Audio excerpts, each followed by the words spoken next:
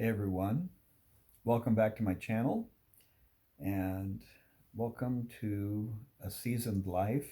That's my website and the blog that I have. You can find it at cliffordberger.com. I like to help men think about perspectives and ways that they can present themselves in the best possible way in midlife, especially, but whatever season of life you're in.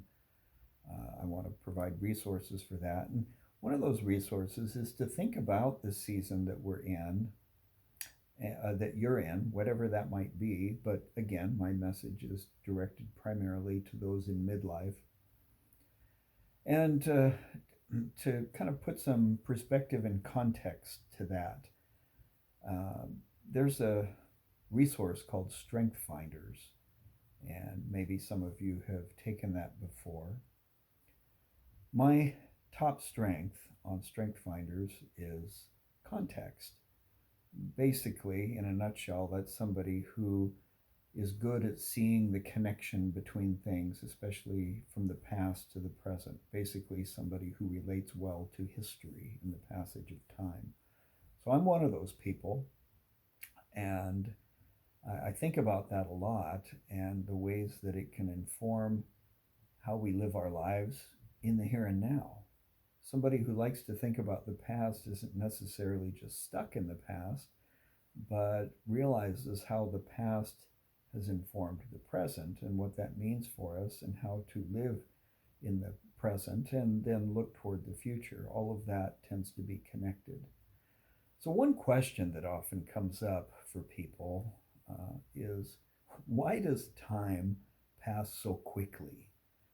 You'll hear older people often say, "Oh, the years just fly by. Why does time pass so fast?" It may be partly because the older you get, especially into your elderly years, you're more conscious of the fact that you don't have as many of them left. Even if all goes well, you simply have used up maybe more of the years than you reasonably can expect to live going into the future. So there's that. But I think there's also some things to consider in terms of a perspective about time. Um, a couple of analogies and ways to think about this that I'm going to share with you.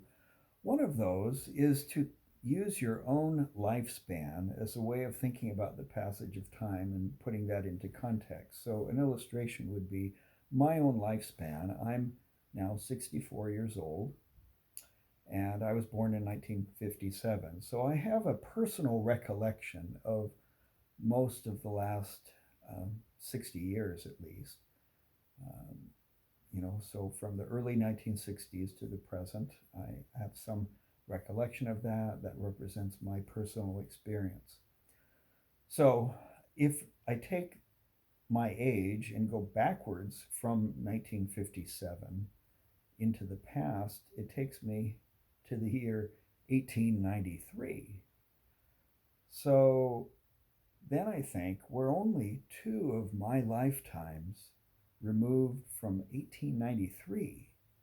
Well, that starts to sound a lot longer ago than 1957, somehow, doesn't it? Um, and yet, that's only two of my lifetimes, and I remember most of half of that. Well, if you go back another 64 years, back from 1893, it takes you to the year 1829. We're only three of my lifetimes removed from the year 1829. And I remember a third of it. 1829, years before the American Civil War. 1829 was right when the railroad was being developed, the concept of the railroad. Um, the telegraph was invented in the 1830s and began to really be expanded in the 1840s. So we're only three of my lifetimes removed from the infancy of things like the railroad and the telegraph. Now here we are in the 21st century with iPads and smartphones and all kinds of resources that we wouldn't have imagined even earlier in my own lifetime. So that certainly is one way of putting it into context. Another way of thinking about the passage of time is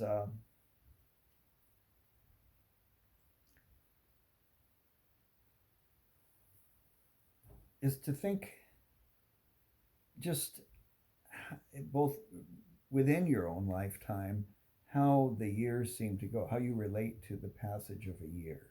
All right. Um, when you're 5 years old, a year represents just it represents a fifth of your total life experience, and you don't even remember the first several of those years. So for a 5 year old, um, time seems long. Skip up to when you're, say, 10 or 11 and you're in grade school. You're sitting watching the clock in your classroom at school. I remember this well myself, watching the clock, just waiting for the hands to get to 3:30 when we would be dismissed from school and I'd be free for the rest of the day. Time seemed to drag, and yet now a morning flies by, and I feel like I only scratched the surface of the things that I need to get done. When I was 10 or 12, a year seemed like forever. A summer stretched on a long time, like the Beach Boys album called Endless Summer. Sometimes it seemed like that. And yet now summer flies by and the seasons just go from one to the next. And as you know, I'm working regularly with this concept of seasons in our lives, comparing our lives to the seasons of spring and summer, fall and winter. And as we live our lives, the older you get, the more you realize how quickly those seasons passed or pass.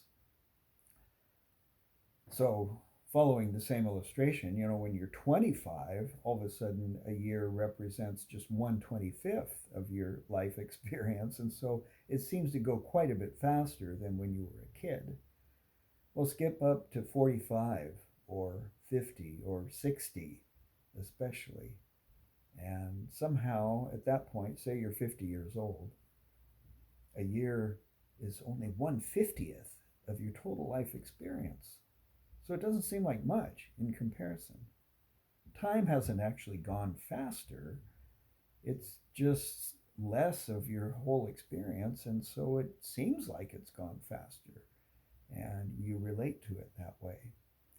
So I hope that those are some ways to think about time and the way our lives flow along from one season to the next, and think about the fact that whatever season you're in, say if you're 45 or 50, 55, 60 years old, um, remember to live in the moment. I don't live in 1829. I don't live three of my lifetimes ago or two. I live in the lifetime that I'm in right now. And I hope you do too.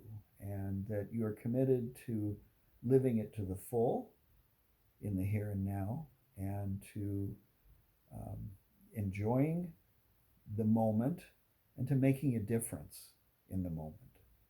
So the question is not just the passage of time, but how you are using the time you have. Because the fact is, none of us know how much time remains for us. We go by life expectancies and that sort of thing, but those are just averages. On an individual basis, none of us knows what our days will be, what our days are numbered. And so the idea is to live into the moment, make the most of every moment, and make them count. All right. Thanks for listening, and I'll see you in the next one.